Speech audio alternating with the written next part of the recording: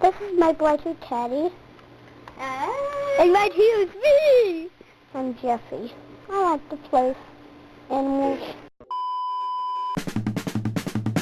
These are my stuffed animals. There are exactly 58 of them. We'll start from the central figure. This is No Name, short for Nobert Name. He's a German Shepherd. He was king of Dogtown for a while, but eventually fell out of favor and lost the kingly election. I don't really know how the politics in Dogtown worked. There was a king and a queen with absolute power, but also a president who served as a sort of figurehead. I didn't really understand government as a child. Anyway, No Name had his own pizzeria and was kind of a deadbeat alcoholic, but you couldn't really tell just by looking at him, especially the eyes. They're pretty beaten up from how much I threw him around as a kid.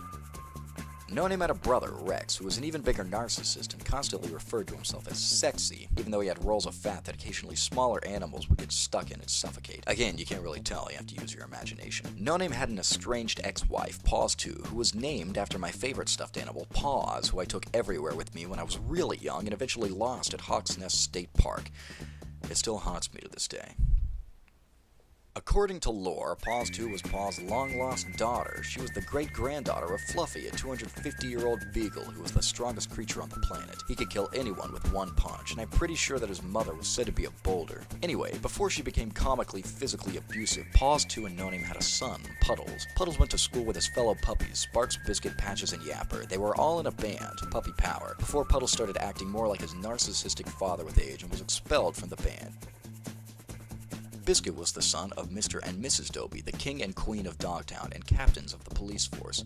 Mr. Dobie was obsessed with 90s alternative Counting Crow-style rock, and was pretty bad at his job as a policeman and king, whereas Mrs. Dobie was an actual, reasonable authority figure. Also, she and No Name had a fling back in the day. Patches was the Dobie's adopted son. His biological father was Peter Sam, the terrifying criminal Jack Russell Terrier, who plotted to take over Dogtown and constantly kidnap Paws 2 because of some weird obsessive crush. He would also kidnap the puppies to try and sway his son to evil, and he had telekinesis and could levitate. The original Sam crime gang consisted of Wasumi, a fire-breathing Chinese dragon who didn't realize he actually had a good heart, and Kelly, the creepy electric eel who could somehow survive on land. Kelly had a creepy obsession with Floyd, a normal citizen of Dogtown who had a crush on Solstice, a snow leopard who barely functioned in society due to her uncontrollable feral instincts. Anyway, the Sam gang eventually extended its ranks to Ricky Raccoon, who was essentially a troublemaking hacker with a strong online presence, and Comic, a sock dog who I'm pretty sure my mother refused to sew back together, so I patched up his tears with duct tape. There was also Audie, Ricky's best friend, Stripey, another town pariah, Boston, owner of Boston Apartments, Slick, the town nerd, Foxy, the only one who liked Slick, Ricky Jr., Ricky's estranged son, New Name, a normal guy with no association to No Name, Jeffrey, a town elder, Bowser, another town elder, Otis, Theo, Puggy, Elder, Buddy, Barney, Patty, Elbert, B-Dog, C-Dog, Cookie, Sydney, Butterscotch, the Raccoon Eater. We don't like him.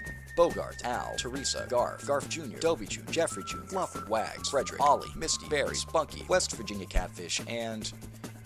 I don't remember this one's name. And of course Sleeper, the Boston Terrier gifted with the knowledge of everything, including how to defy physics and transcend this dimensional plane.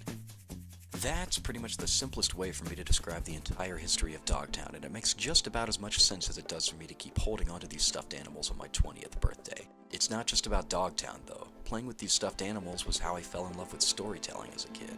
It was my own world with its own characters and history and everything. My parents didn't just stick me in front of a screen, they gave me the opportunity to be creative, and we all still have it now. Everybody has something creative to offer to the world. And yeah, everybody includes you.